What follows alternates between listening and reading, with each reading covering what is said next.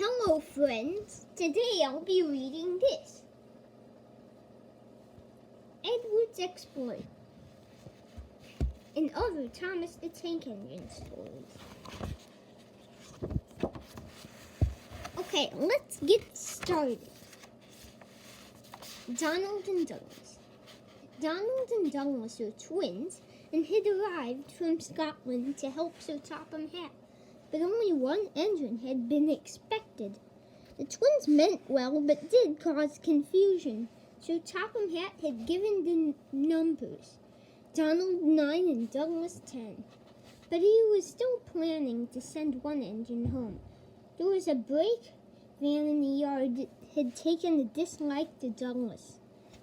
Things always went wrong when he had to take it out. His twins were late, and he was blamed. Douglas began to worry. Donald, his twin, was angry.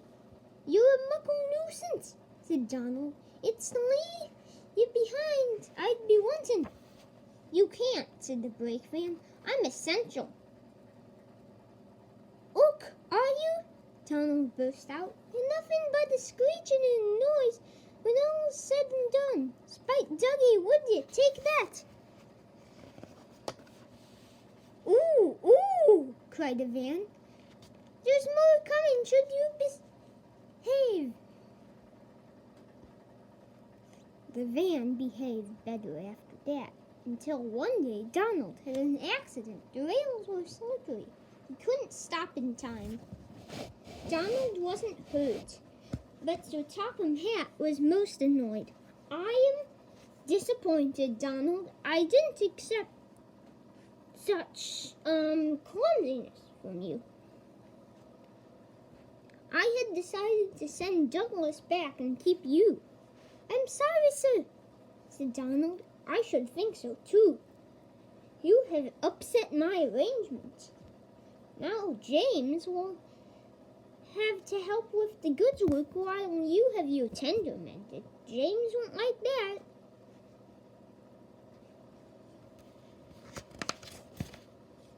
Sir Topham Hatt was right. James grumbled dreadfully about his extra work. "Anyone would think," said Douglas, "that Donald had his accident on purpose. I heard tell about an engine and some tar wagons." "Shut up," said James. "It's not funny." He didn't like to be reminded of his own accident. Well. "Surely, James, it wasn't you. You didn't say."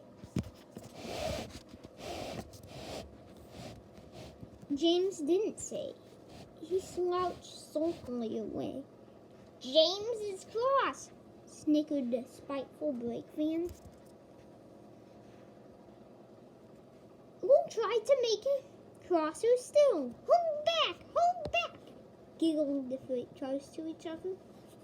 James did his best, but he was exhausted when they reached Edward's station. Luckily, Douglas was there.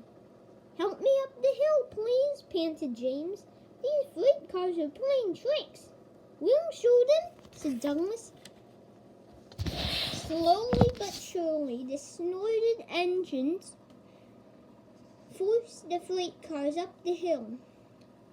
But James was losing steam. "I can't do it! Leave it to me," shouted Douglas. The conductor was anxious. "Go steady, the van's breaking." The van was in pieces.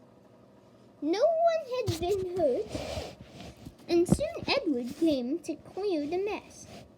Sir Topham Hatt was on board. "I might have known it would be Douglas," he said. "Douglas was grand, sir," said Edward. James had no steam left, but Douglas worked hard enough for free. "I heard him from my yard. 2 would have been enough," said Sir Topham Hatt. "I want to be fair, Douglas, but I don't know. I really don't know." Sir Topham Hatt was making up his mind about which engine to send away, but that's another story. The deputation. Snow came early on the island of Sodor. It was heavier than usual. Most engines hate snow. Donald and Douglas were used to it. Coupled back and back with a van between their tenders and a snowplow on their fronts, they set to work. They puffed backwards and forwards, patrolling the line.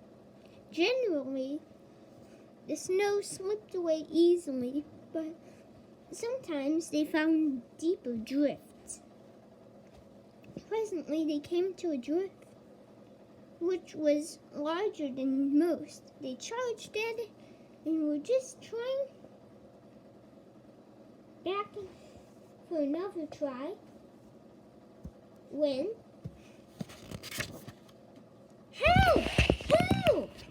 Loose seats! Donald, it's Henry! Don't worry yourself, Henry! Where have you? Out! Henry was very grateful.